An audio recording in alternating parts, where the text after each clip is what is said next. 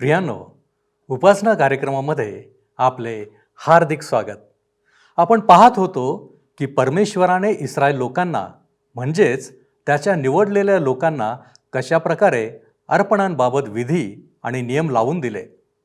आपण प्रामुख्याने पापाविषयी प्रश्न कसा सोडविण्यात येत आहे याविषयी पाहत आहोत.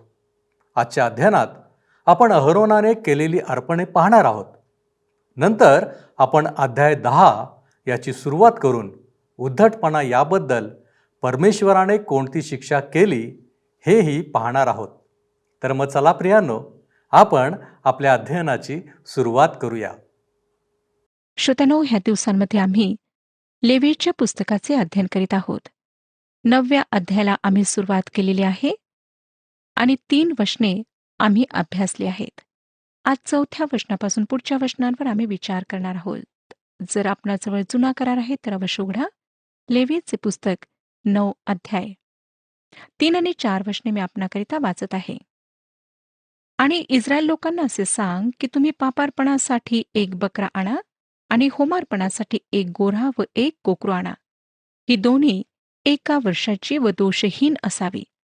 आणि परमेश्वरासमोर शांतपणे करण्यासाठी एक बैल, एक मेंढा आणि तेलात मळलेले अन्नार्पण आणा, कारण आज परमेश्वर तुम्हाला दर्शन देणार आहे. अहरोनाला आज्ञा करण्यात आली होती की त्याने लोकांना सांगावे की त्यांनी दोषार्पण सोडून बाकी सर्व अर्पणे देवासाठी आणावीत. सगळ्यात आधी त्यांना दोषार्पणाची गरज नव्हती, कारण दोष किंवा अपराध करण्यास त्यांच्याजवळ वेळ नव्हता. त्यांनी नेहमीप्रमाणे पापार्पणासाठी बकरा आणला, होमार्पणासाठी गोऱ्हा व कोकरू, बैल व मेंढा शांतर्पणासाठी व नेहमीप्रमाणे अन्नार्पण. त्या दिवशी त्यांच्यासमोर देवाचे तेज प्रकट होणार होते, हे दाखविण्यासाठी की ख्रिस्ताच्या मृत्यूद्वारे व देवाच्या उजवीकडे असलेल्या पुनरुत्थित प्रमुख याजकाद्वारेच आम्ही देवाजवळ पोहोचू शकतो. 5 ते 7 वचने पहा. 9 अध्याय 5 ते 7 वचने. मग मोशेने आज्ञा दिल्याप्रमाणे त्यांनी ते सर्व दर्शन मंडपाच्या दारापाशी आणले आणि सर्व मंडळी जवळ येऊन परमेश्वरासमोर उभी राहिली. तेव्हा मोशे म्हणाला, तुम्ही जे करावे म्हणून परमेश्वराने आज्ञा दिली ते हेच. आता परमेश्वराचे तेज तुमच्या दृष्टीस पडेल.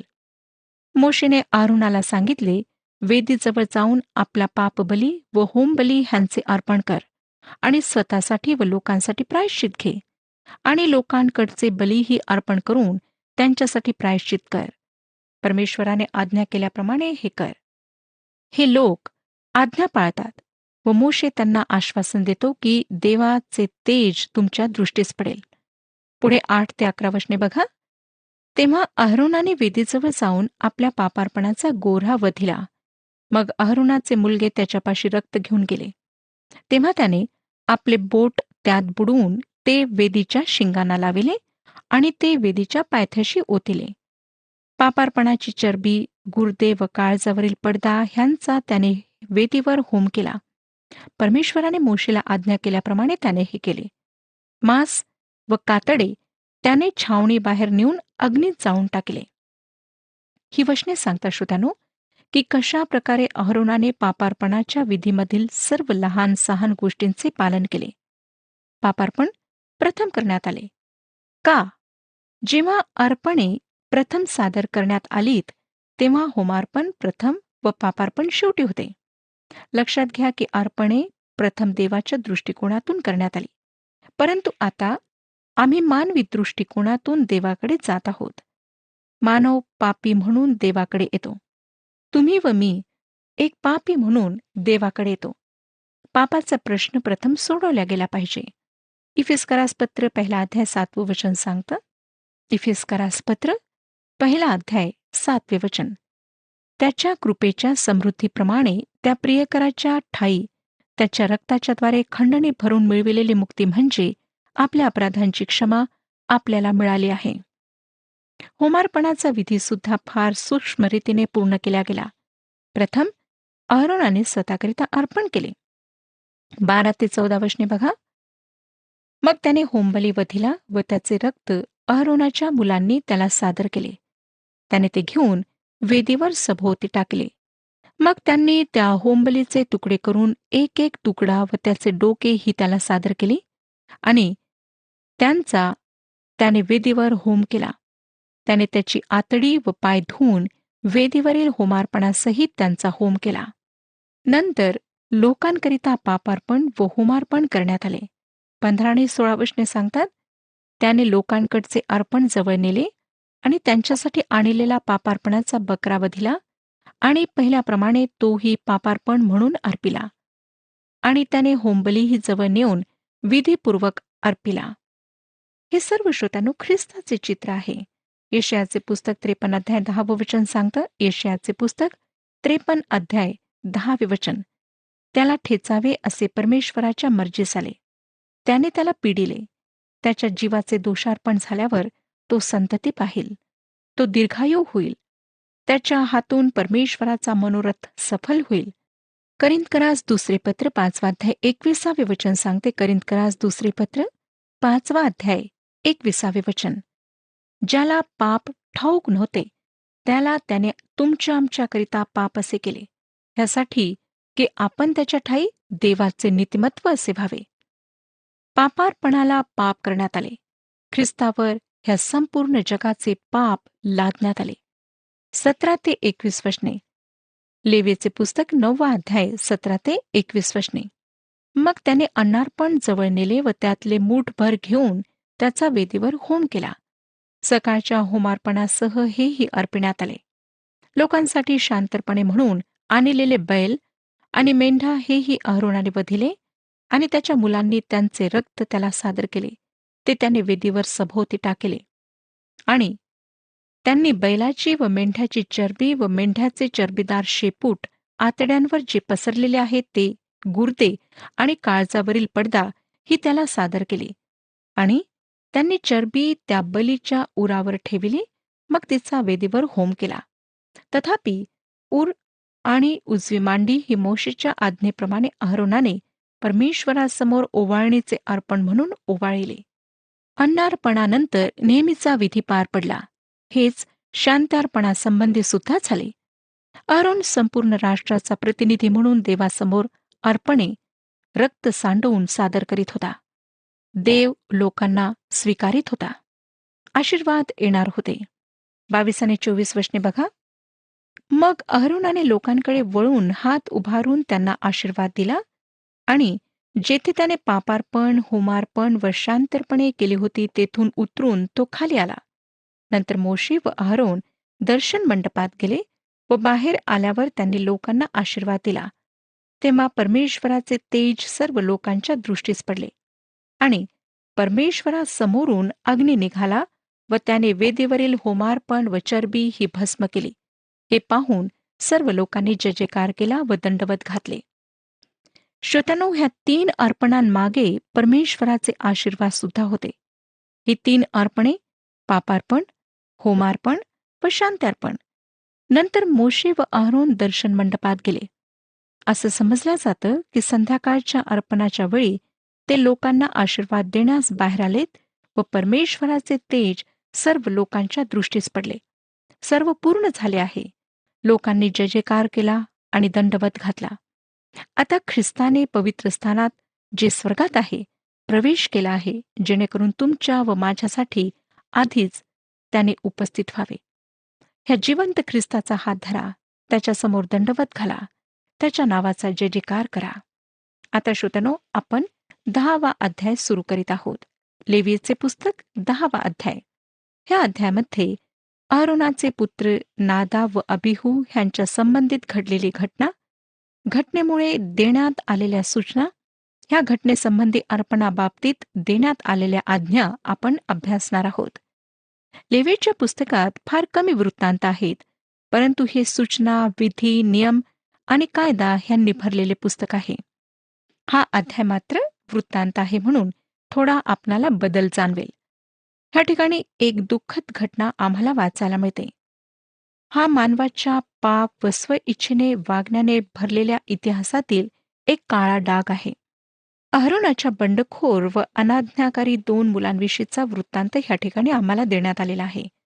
ह्या आधीच्या अध्यायात जो समर्पणाचा गौरवी वृत्तांत आम्ही वाचला, त्याच्यानंतरच हा वृत्तांत देण्यात आलेला आहे.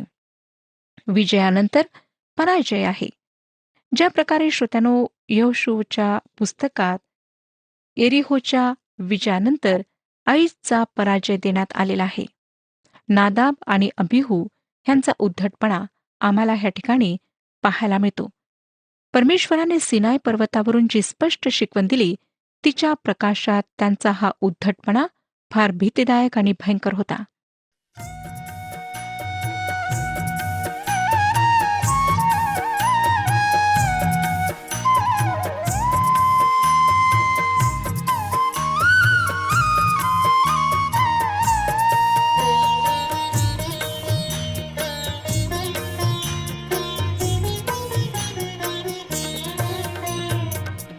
वधस्तंभ हेच आमुचे भूषण, सदैव निशाण उभारिले. वधस्तंभ हेच आमुचे भूषण, सदैव निशाण उभारिले. वधस्तंभ हेच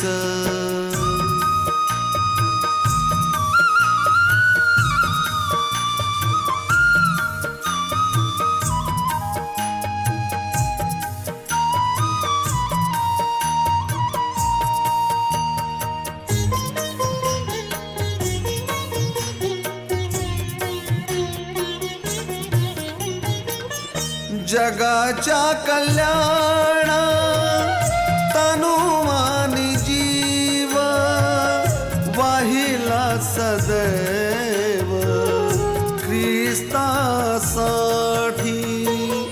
जगाच्या कल्याण तनुमानी जीव वाहिला सदैव ख्रिस्तासाठी.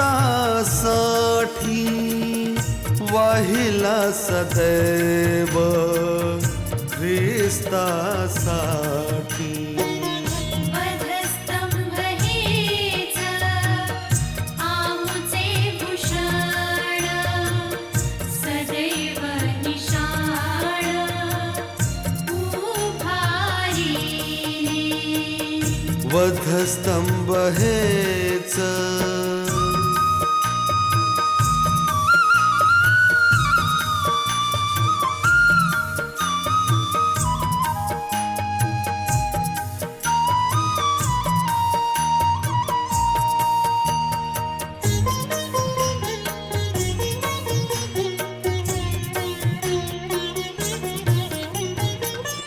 दास माढे आम्ही कधी न संतप्त, सदाचेच तृप्त ख्रिस्त शिष्य. दास माढे आम्ही कधी न संतप्त, सदाचेच तृप्त ख्रिस्त शिष्य. सदाचेच तृप्त ख्रिस्त शिष्य. वधस्तंभ हेच आमुचे भूषण, सदैव निशाण उभारिले. वधस्तंभ हेच निर्गमचे पुस्तक 19 अध्याय आणि 22 वचन आम्हाला सांगतं. निर्गमचे पुस्तक 19 अध्याय आणि 22 वचन. तसेच परमेश्वराकडे येणाऱ्या याचकांनीही आपणास पवित्र करावे, नाहीतर परमेश्वर त्यास ताडण करील. निर्गमचे पुस्तक 30 अध्याय 34 ते 38 वचनांमध्ये आम्हाला परमेश्वराचं वचन सांगतं. निर्गमचे पुस्तक 30 अध्याय 34 ते 38 वचने. परमेश्वराने दर्शन मंडपात उपयोगात येणारे सुगंधी मसाले व धूप द्रव्ये ह्याविषयी विशिष्ट गोष्टी सांगितल्या होत्या. 37 आणि 38 वचनांमध्ये त्याने म्हटले, जे धूप द्रव्ये तू तयार करशील त्यासारखे मिश्रण तुम्ही आपल्या स्वतःसाठी तयार करू नये. हे परमेश्वराप्रित्यर्थ तुम्ही पवित्र लेखावे. कोणी वास घेण्याकरिता असले काही तयार करील तर त्याचा स्वजनातून उच्छेद व्हावा. ह्या घटनेद्वारे नियमशास्त्राच्या काळाच्या सुरुवातीला परमेश्वराच्या पवित्रतेला समोर ठेवण्यात आले. कृपेच्या काळाच्या सुरुवातीला परमेश्वराच्या पवित्रतेला हनन्या व सफिराच्या घटनेद्वारे ठेवण्यात आले. दोन्ही घटनेत मृत्यूदंड ही भयंकर शिक्षा होती. श्रोत्यांनो, लक्षात घ्या की आमचा परमेश्वर पवित्र आहे व तो ह्याच पातळीवर त्याच्या लेकरांशी, त्याच्या लोकांशी व्यवहार करतो. इब्री लोकांसपत्र 12वा अध्याय 29 वचन आम्हाला स्पष्टपणे सांगतं. इब्री लोकांसपत्र 12वा अध्याय 29 वचन, कारण आपला देव भस्म करणारा अग्नी आहे. हे आज आम्हा प्रत्येकाला समजून घ्यायचे आहे. करिंथकरास दुसरे पत्र 5वा अध्याय 11 वचन. करिंथकरास दुसरे पत्र 5वा अध्याय 11 वचन. म्हणून आम्ही प्रभूच्या भयाची जाणीव बाळगून माणसांची समजूत घालतो. आज हे आम्हाला चांगल्या प्रकारे समजून घ्यायचे आहे. इब्री लोकांसपत्र 12वा अध्याय आणि 25व्या वचनामध्ये चेतावणी देण्यात आलेली आहे.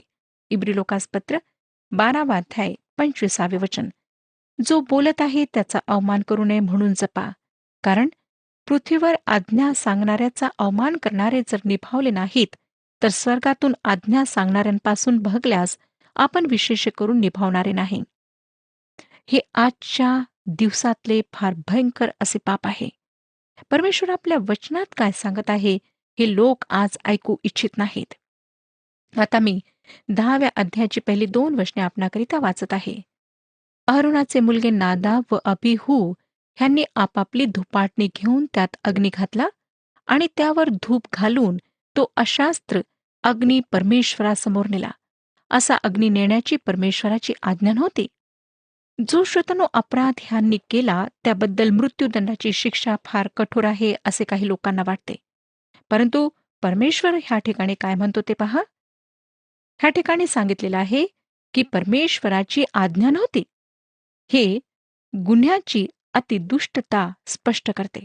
म्हणून जो दंड होता तो योग्य होता. हे परमेश्वराने सांगितलेल्या आज्ञेचे मुद्दाम व स्व इच्छेने केलेले उल्लंघन होते. श्रोत्यांनो, त्यांनी असे काय केले की देवाचा न्याय इतक्या कठोरपणे त्यांच्यावर आला? ह्या त्यांच्या कृत्याला इच्छेची उपासना म्हणतात व तेच हे आहे. त्यांनी काय चूक केली? मी ह्या ठिकाणी 3 मते मांडू इच्छिते. पहिले मत, बहुधा त्यांनी वेदीवरील अंगारे धुपाटणीत घेऊन धूप जाळला नाही, जो अग्नी स्वर्गातून आलेला होता. हे असेच करण्यात यावे हे स्पष्ट होते, कारण लेवीचे पुस्तक 16वा अध्याय 12व्या वचनाप्रमाणे प्रायश्चित्ताच्या दिवशी असे करण्यात यावे हे स्पष्ट केलेले आहे. लेवीचे पुस्तक 16वा अध्याय 12वे वचन. लेवीचे पुस्तक 16 अध्याय 12वे वचन. आणि परमेश्वरासमोर असलेल्या वेदीवरील निखाऱ्यांनी भरलेले धुपाटणे घ्यावे आणि कुटून बारीक केलेला ओंजळभर सुगंधित धूप अंतरपटाच्या आत आणावा. हाच विधी कोरहच्या बंडखोरीनंतर करण्यात आला. गणनाचे पुस्तक 16वा अध्याय 46 वचन सांगते. गणनाचे पुस्तक 16वा अध्याय 46 वचन.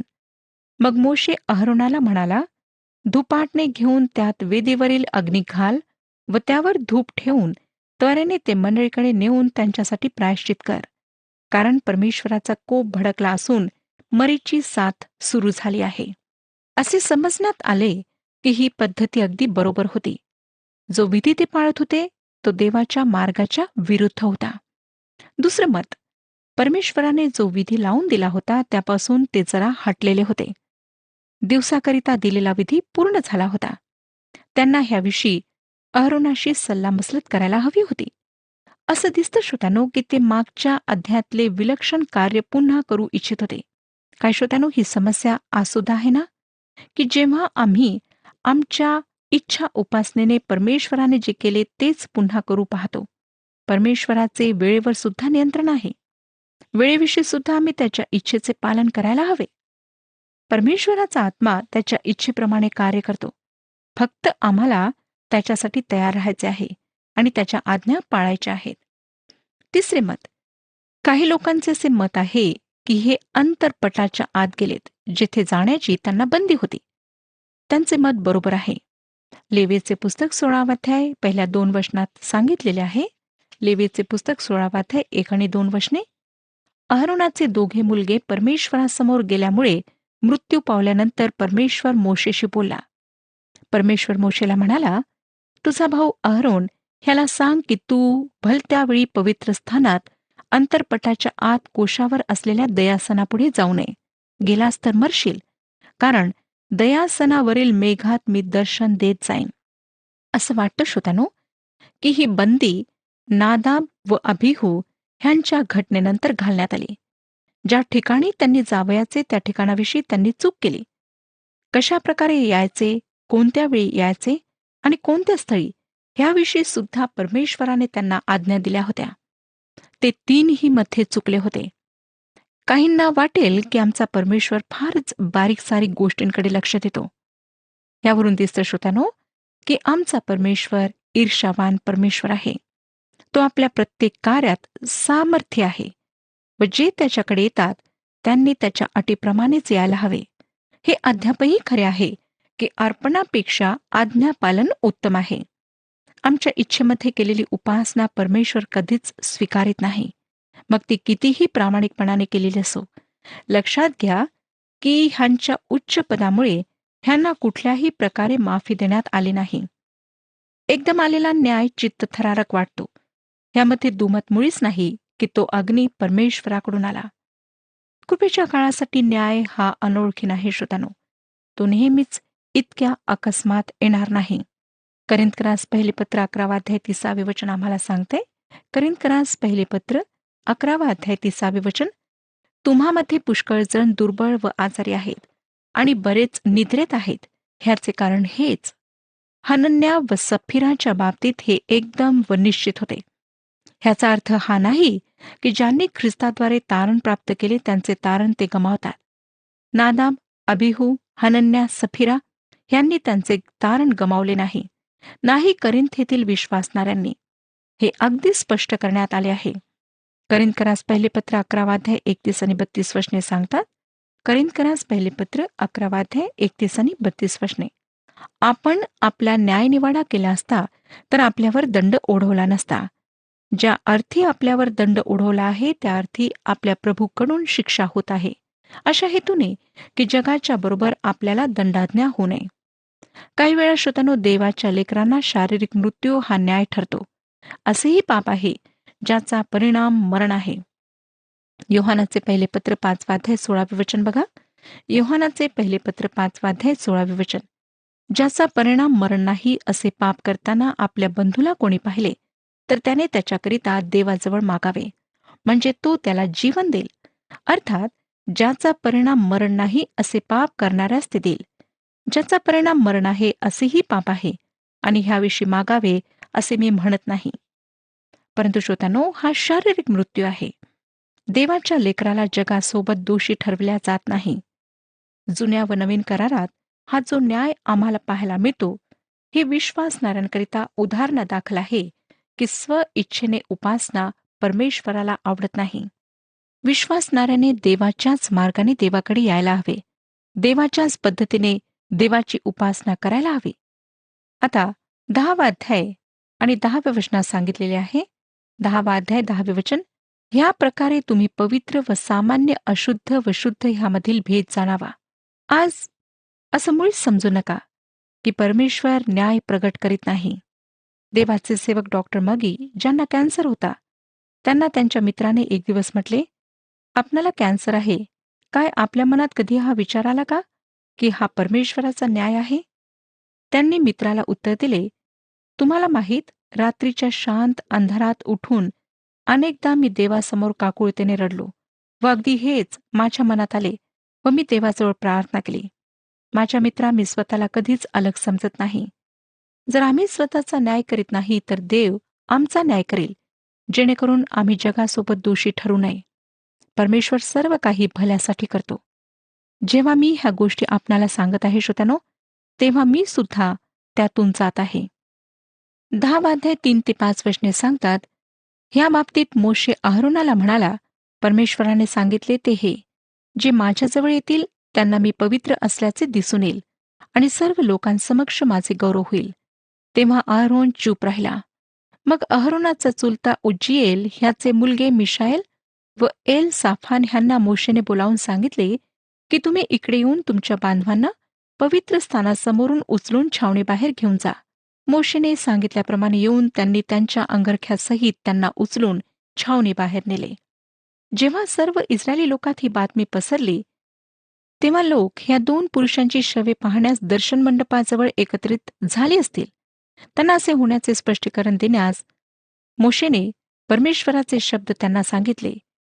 निर्गमचे पुस्तक 19 अध्याय 22 वचनाप्रमाणे, तसेच परमेश्वराकडे येणाऱ्या याचकांनीही आपणास पवित्र करावे, नाहीतर परमेश्वर त्यास ताडण करील. ज्यांना एखाद्या विशिष्ट उद्देशाने परमेश्वराजवळ आणण्यात आले आहे, त्यांनी आपल्या जीवनात परमेश्वराच्या पवित्रता आणि नीतिमत्व ह्याविषयीच्या अपेक्षांविषयी फार दक्ष असायला हवे. आमोसचे पुस्तक 3 अध्याय 2 वचन सांगते, भूतलावरील सर्व कुळात केवळ तुमच्याबरोबरच मी परिचय केला, म्हणून तुमच्या सर्व दुष्कृत्यांबद्दल मी तुमची झडती घेईन. ज्या प्रकारे श्रोत्यानो परमेश्वराने त्याच्या लोकांचा न्याय केला, तसेच परमेश्वर त्याच्या संतांचा सुद्धा न्याय करतो, जेणेकरून जगातील लोकांनी जाणावे की तो पवित्र परमेश्वर आहे. श्रोत्यानो, ह्या पवित्र परमेश्वराजवळ येण्याकरिता आमच्यासाठी फक्त एकच मार्ग आहे, तो म्हणजे प्रभू येशू ख्रिस्त. आजच प्रभू येशू ख्रिस्ताजवळ या, आपल्या पापांची कबुली द्या, त्याला आपला व्यक्तिगत तारणारा म्हणून स्वीकारा आणि ह्या पवित्र जिवंत परमेश्वराशी आपला संबंध स्थापित करून घ्या. परमेश्वर ह्या विषयात आपले मार्गदर्शन करो आणि आपणाला आशीर्वाद देऊ. हा कार्यक्रम आपणास आवडला काय? आता आम्हाला एक मिस कॉल करा आणि आपण पुढील विजेता होऊ शकता.